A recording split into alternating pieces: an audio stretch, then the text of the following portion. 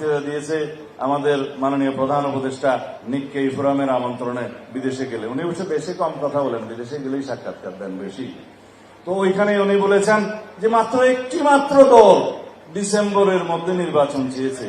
যদি ডিসেম্বরের মধ্যে নির্বাচন দিতে হয়, তার বক্তব্যই বলছি, আমি অনলাইনে পড়ে আসলাম, যদি ডিসেম্বরের ভিতরে নির্বাচন দিতে হয় তাহলে নাকি খুব তাড়াহুড়ো করে সংস্কার করতে হবে। এটা তার বক্তব্য। কিন্তু আমাদের কথা হলো চ্যারিটি বিগিনস এট হোম। আমরা বলেছি আপনি আপনার উপদেষ্টা পরিষদে সংস্কার করুন। আপনার উপদেষ্টা পরিষদ নিরপেক্ষ নয়। এখানে দুইজন ছাত্র উপদেষ্টা বসে আছে, তারা একটা দলের।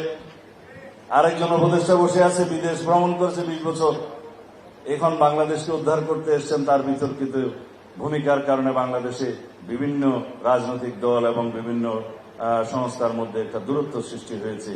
তিনি তার কি পরিকল্পনা নিয়ে এসছেন জানি না, আল্লাহ মালুম। আরো কয়েকজন ফেসিবাদের দোষর আপনার উপদেষ্টা মন্ডলীর মধ্যে আছে। সংস্কার করুন, নাম বলতে চাই না, বিব্রত হবেন।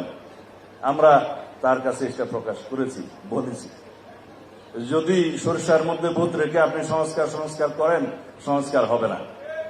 আর সংস্কার এমন কোন সংস্কার নেই, সমস্ত সংস্কার যেগুলো এগ্রিড হবে, একটা ন্যাশনাল কনসেনসাস হবে, ব্রডার কনসেনসাস হবে, সেই সমস্ত সংস্কারগুলো 1 সপ্তাহ থেকে 1 মাসের ভিতরে বাস্তবায়ন করা সম্ভব।